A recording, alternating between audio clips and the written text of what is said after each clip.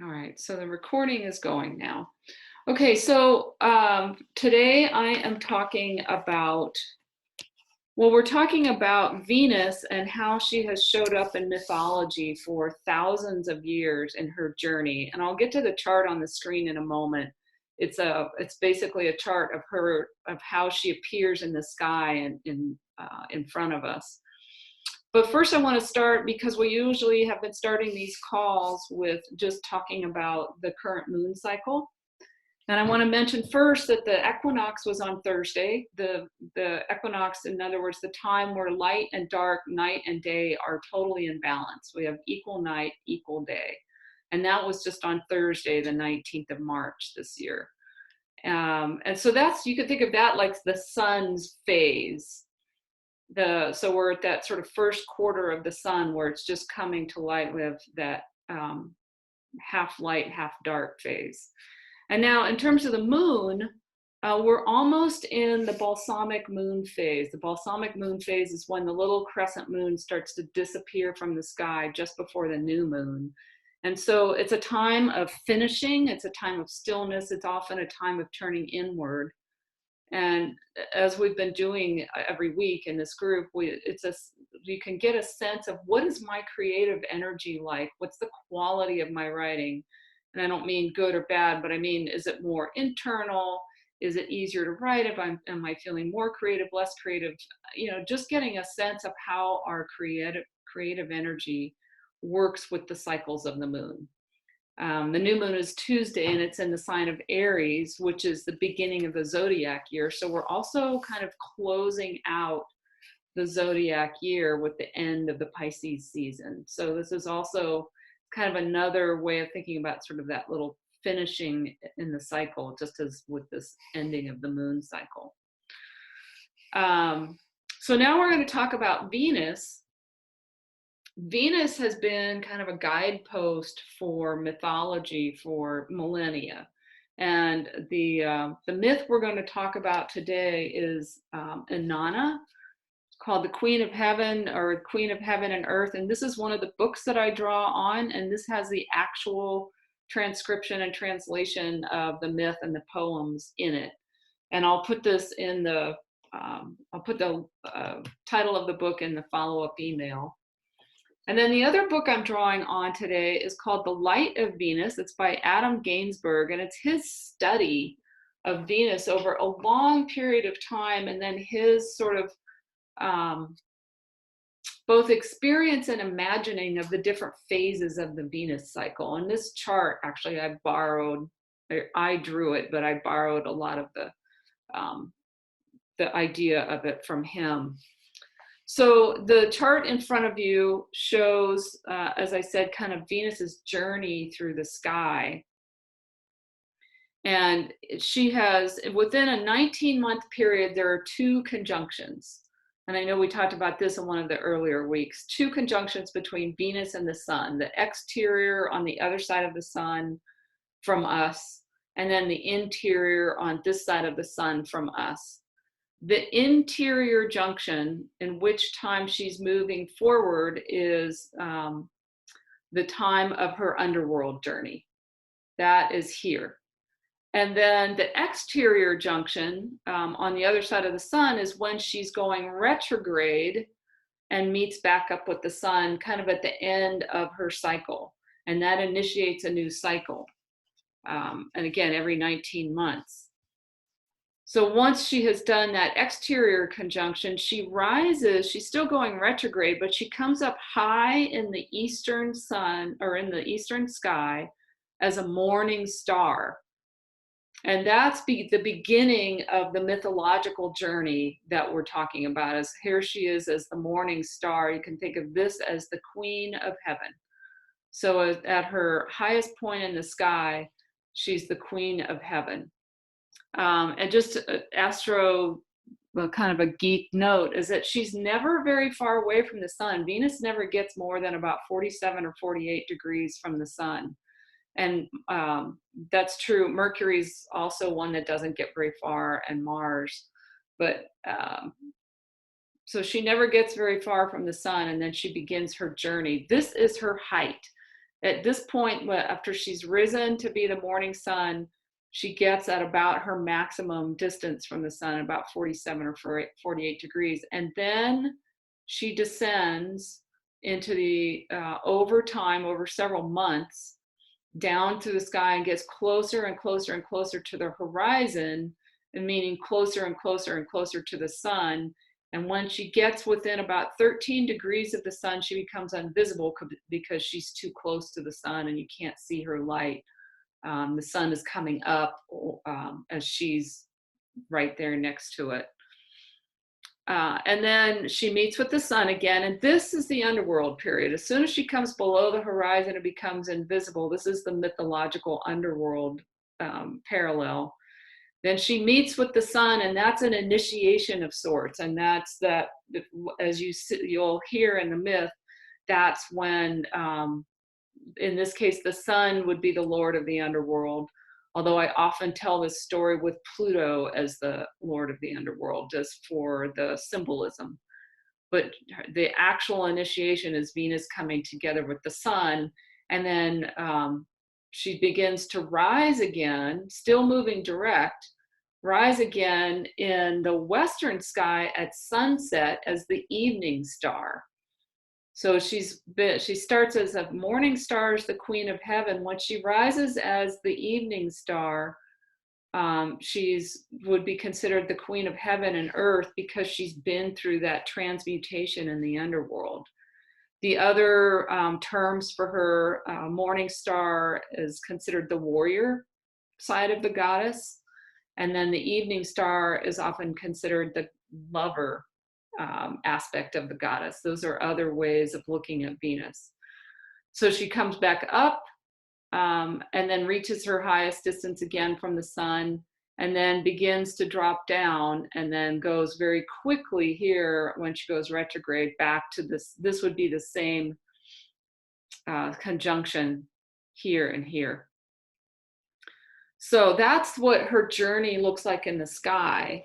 And now what we're going to do is start to see how ancient people used her journey in the sky to tell a story of a goddess and a queen to drop into the underworld and come back out. And one other piece I'll note at the beginning here is that as she drops down from her high point into the underworld, every month she has a conjunction with the moon. And in the as she's a morning star, it's a conjunction with the old moon, and that's early in the morning as the moon is waning. But as an evening star, she has a conjunction with a thin sliver of a crescent of the new moon as it's coming up out of the sky in the evenings. And these conjunctions with the moon happen every month, right? Pretty regular intervals. There's about 7 or 8, depending on the cycle. And they correspond to the gates of the underworld that you're going to hear about as I start to read the story. So that's something to keep in mind. So the backstory here for Inanna is that she's a young queen and she wants to gain her power. And she goes to the sort of the keepers of the power in the kingdom, which are her 2 grandfathers and her father. And she asks them for power. She asks them to be put on the throne, to take on her throne. And so that's just happened. And just as she becomes queen, she also gets to go find a husband. So here she is the queen, and she gets to go choose the man who will be her husband. And she chooses a shepherd by the name of Dumuzi. And once she marries him, he becomes a king. So she's the queen, she gets to choose the king, and then he becomes royal along with her. And then as the tale goes on, she decides that she wants to take a journey down into the underworld to visit her sister. Her sister, Erishkigal, is the queen of the underworld. And her sister's husband has just died. So Inanna decides she wants to take a journey down into the underworld to go see her sister. And that's about where I'm going to start reading some of this. She says, I have come to witness the funeral rites. She's meeting the guard of the gate. And she says, I have come to witness the funeral rites. Let the beer of his funeral rites be poured into the cup. Let it be done.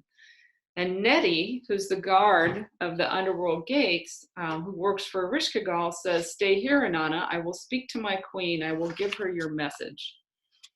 He goes into the palace of Ereshkigal and says, my queen, a maid as tall as heaven, as wide as the earth, as strong as the foundations of the city wall, waits outside the palace gates.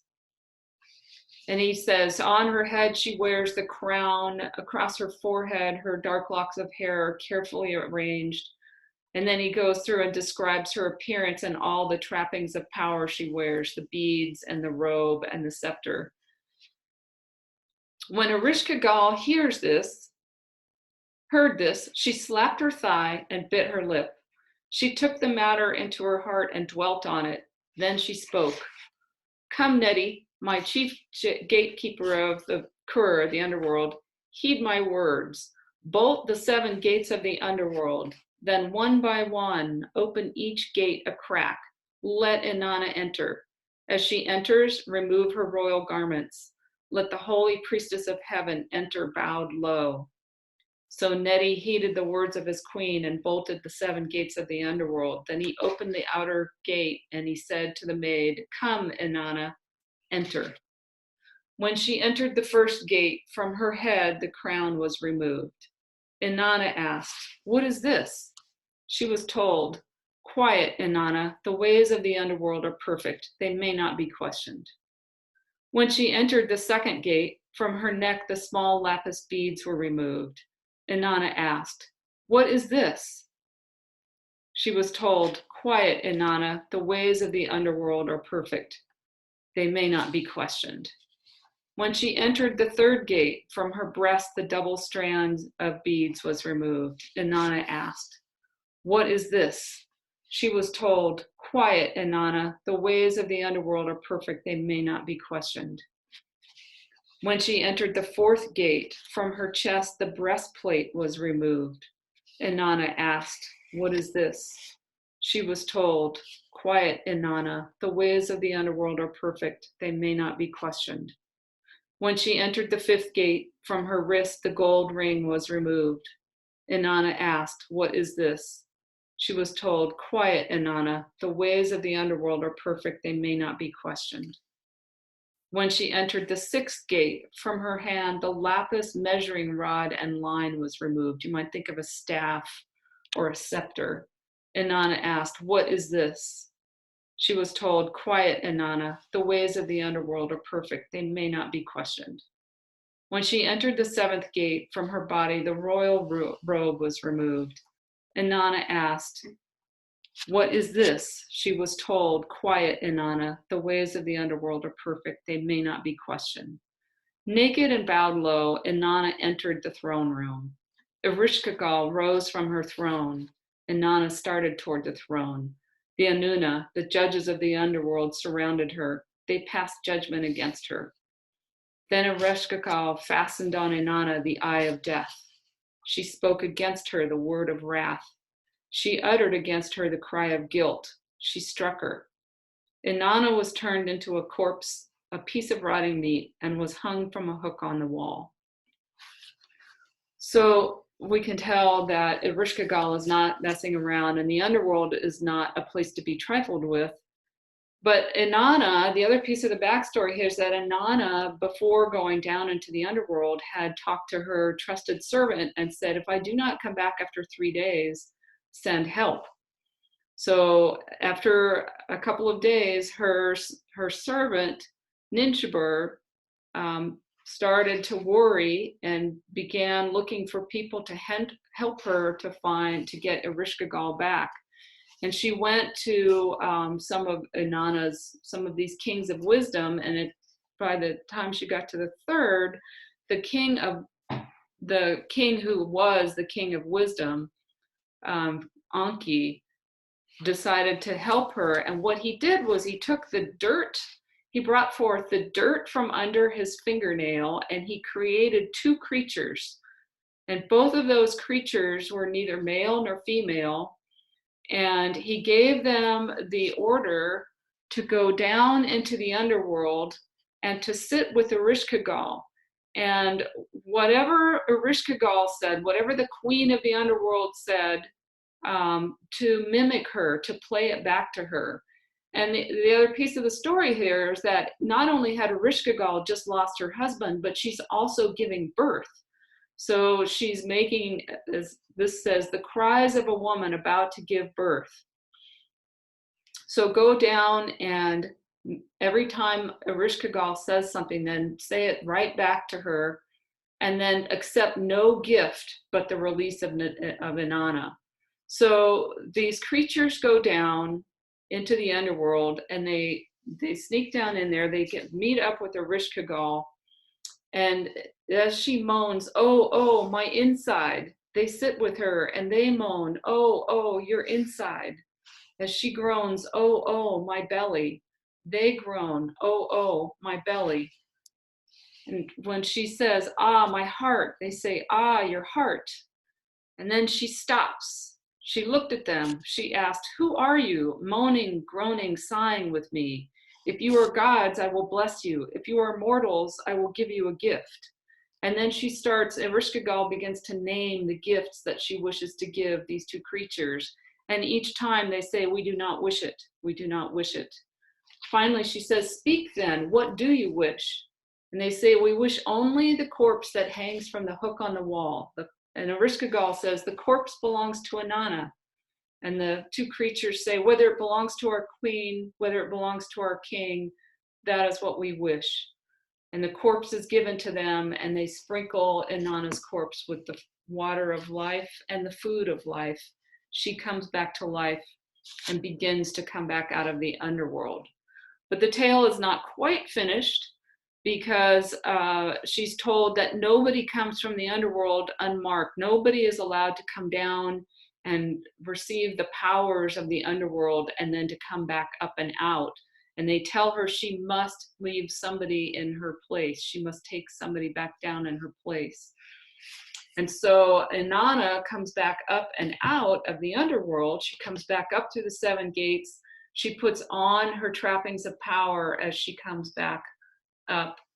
And then she must find somebody to go back down into the underworld for her in order for her to stay out. And when she comes up, she sees first one of her siblings in sackcloth and ashes and fasting and grieving, and then her other sibling in sackcloth and ashes and fasting and grieving. And then she keeps coming and comes back to the throne, her throne, and there's her husband, Dumuzi, who is not in sackcloth, who is not grieving, who is still doing all of the things that he does as royalty, still enjoying all of the luxuries as king. And she decides that he is the one to go to the underworld. And as he is crying and begging and looking for help and not wanting to go, he begs his sister to help him, and she agrees to go half of the time. So the tale ends similarly to the way that the tale of Demeter and Persephone ended in Greek times, that the tale ends that we've got somebody who has to spend half of the year down in the underworld and half of the year without. And it's a story of the balance between light and dark. It's also a story of the seasons and how we have the fallow period of winter when the goddess went underneath, when she went under into the underworld. The world got cold and dark. And then when she came back up and out, the fertility was restored to the fields. And so just as we have winter and summer and night and day, this is partly this whole tale of Venus and Inanna, and then, as I say, in Greek times, the tale of Demeter and Persephone is a story of how the seasons came to be and how the balance of the darkness in the world and the light in the world came to be. And that's kind of some of the bigger meaning. The other thing is that her time in the underworld was a transformational time. She went down as the maiden queen with all of her power given to her by others. But when she came back up, after having she'd been stripped of those powers, went down went through this symbolic death and then rebirth. When she came back up and put her trappings of power back on, then these were more her powers. Then all of a sudden, these were things that she owned. And she had that maturity, which is why she goes down as the queen of heaven. She comes back up as the queen of heaven and earth. And what she's gained in that underworld journey is wisdom. That's some of the deeper symbolism of this journey, is that journey of wisdom and gaining wisdom. She, right now in the sky, she's high as the evening star. She hasn't started her descent yet. And when she descends as from the evening star, it's a fairly rapid descent. And again, it's kind of outside of the myth. It's the starting over of that period of morning star, underworld, evening star. But she starts this new cycle with this exterior conjunction of the sun and her retrograde period in June 13th. And then next March is when she will have risen as the morning star later this year, this fall. And then she'll descend again through the winter and into the underworld. And then this period, this conjunction with the sun, the interior conjunction will happen March 26th of next year. So that gives you sort of that sense of this, how the astrology has informed mythology and vice versa, because we can use this story to understand what's going on with Venus, and we can understand Venus to understand this myth as well, and some of these other ancient stories. And I'm going to go ahead and, so I'm re-recording this right now, but I'm going to go ahead and give the writing prompts that I used in today's session, and then I'll just end the recording, and then so I'll be able to get it into our follow-up email. So the prompts that we used today for the short write, one of them was maybe just take one of the trappings of power that Inanna released, whether it was her crown or her lapis beads around her throat, or the double strand of beads, or the gold wristband. Just take one of those items and perhaps just think about, what does that symbolize to you in terms of power, and can you relate that to your life? Another prompt for the short writing period was to think of a turning point in your or your character's life in which you found strength you did not know you had. And then the third prompt for the short writing period was to list 2 or 3 experiences or people who brought you greater wisdom through challenge and adversity. So those were the 3 writing prompts we used for the short write. And then for the longer writing period, I'm just going to go ahead with those now, and then they'll be in the email as well.